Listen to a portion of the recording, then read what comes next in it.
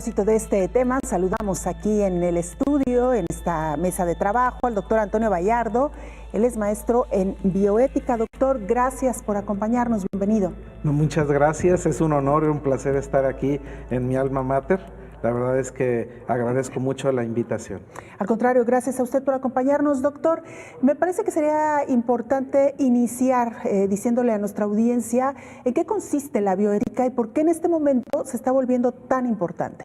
Mira, la bioética es la ciencia que estudia la moralidad de los actos humanos en relación con la vida y la salud de las personas. Es una definición muy sencilla que te estoy dando.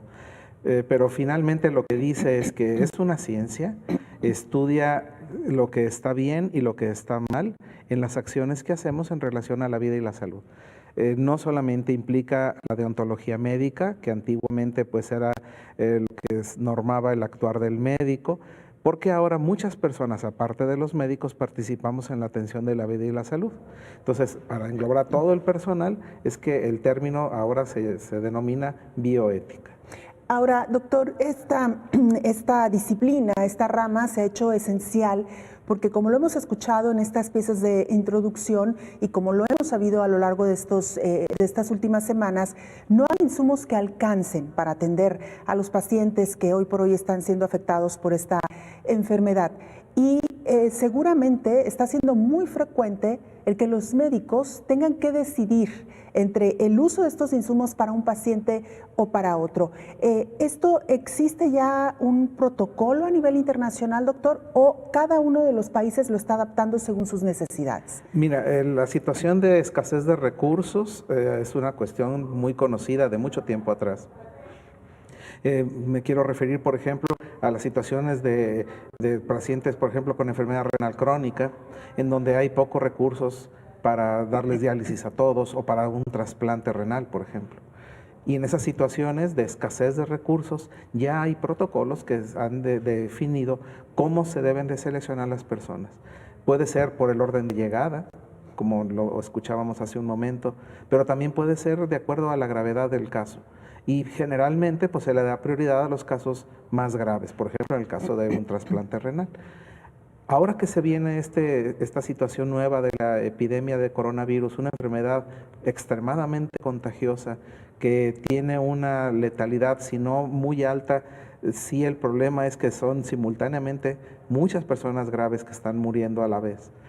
Entonces hace que los recursos para la atención de los pacientes graves sean limitados y nos vemos en una perspectiva que algunas personas han llamado medicina en época de desastre o de guerra, comparando pues con estas situaciones en donde no es posible salvar a todos.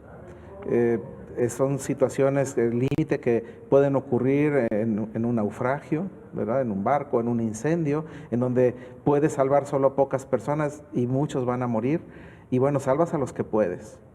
Pues en estas circunstancias estamos pues de alguna manera buscando pautas éticas que normen nuestra conducta en estas situaciones. Y en muchos países, especialmente comenzó en Europa, que fue donde empezaron a tener este gran problema de la asignación de recursos, a estudiarse y emitirse guías y recomendaciones al respecto.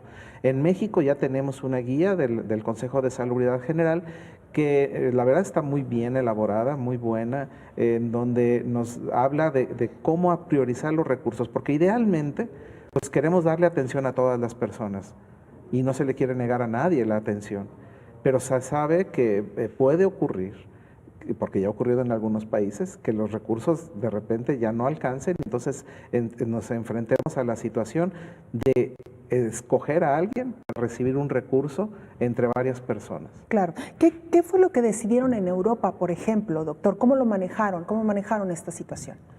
Bueno, lo que se discutió mucho es primero tratar de no discriminar a las personas por ninguna condición, ¿verdad? No priorizar si eres rico, si eres pobre, si eres blanco, si eres negro, si eres homosexual o eres heterosexual o cualquier otro motivo de discriminación, cualquier condición de la persona.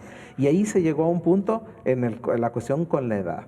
La edad empezó a verse como un factor importante de discriminación y empezó inclusive a hablarse de una eutanasia disfrazada, en donde a las personas mayores pues se les estaba dejando sin atención médica.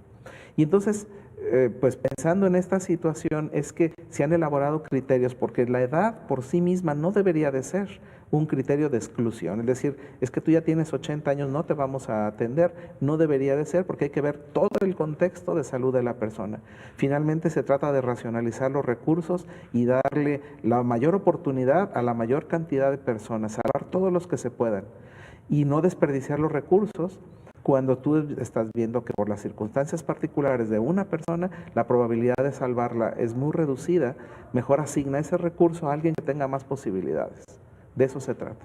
Y en términos generales, entonces se optó particularmente por la edad, fue como se Sí, decidió. de hecho en Italia primero y después en España llegaron a reducir en Italia a los 80 años y en España escandalosamente a los 60 años, que ya no se les admitía a las unidades de cuidados intensivos. Y eso queremos evitarlo, ¿no? En los Estados Unidos ya hay un movimiento podemos decir, en defensa también de las personas mayores, porque 60 años no son tantos, ¿verdad? Especialmente, digo, yo ya tengo 62, por eso Y te pensando en la perspectiva de vida, que actualmente, pues incluso en algunos países alcanza hasta más de los 80 años. Es correcto, es decir, correcto. Todavía hay... Tienes que ver todo el contexto del paciente. Claro. Y también es importante mencionar, doctor, que hay otros elementos que han determinado la mortalidad de este virus que no necesariamente tiene que ver con la edad. Hemos visto personas de 80 años recuperarse de esta enfermedad y lamentablemente hemos visto cómo jóvenes están muriendo por esta enfermedad. Así es que se tienen que tomar en cuenta y la guía que publica la Secretaría de Salud tiene un acierto en esto, en donde primero tienes que evaluar las condiciones generales de la persona. Es decir, tienes que darle un puntaje, eso se conoce como triaje, así tiene ese término del inglés, bueno, el triage. En el triaje o triage se evalúa a una persona con una puntuación y las personas que tengan la menor puntuación en desventaja son a los que se les asigna mejor el recurso. De tal manera que cuando una persona tiene muy pocas probabilidades de supervivencia, lo dejas pasar. Pues no lo vamos a salvar, mejor esto que tenemos se lo asignamos a otra persona con mayor probabilidad. Por supuesto que la edad es una ventaja, pero no necesariamente, claro. Porque puede ser un joven, pero puede ser diabético o puede ser cardiópata o tener ya una lesión hepática por el mismo problema de coagulación que se genera con el coronavirus, y entonces estar en una posición de triage inferior a la de una persona mayor que pudiera no tener ninguna comorbilidad y tener mayor probabilidad de supervivencia. Y esos elementos sí se están considerando en casos como por ejemplo México. Si le parece, doctor, con esta publicación de la guía, me parece podría ser un buen ejemplo para revisar lo que está pasando en general en los países. Con esto, si le parece, regresamos. Claro. Es el doctor Antonio Bayardo, maestro en bioética, en esta charla que estamos sosteniendo en este programa Coronavirus, la pandemia. Hacemos una pausa, regresamos con más.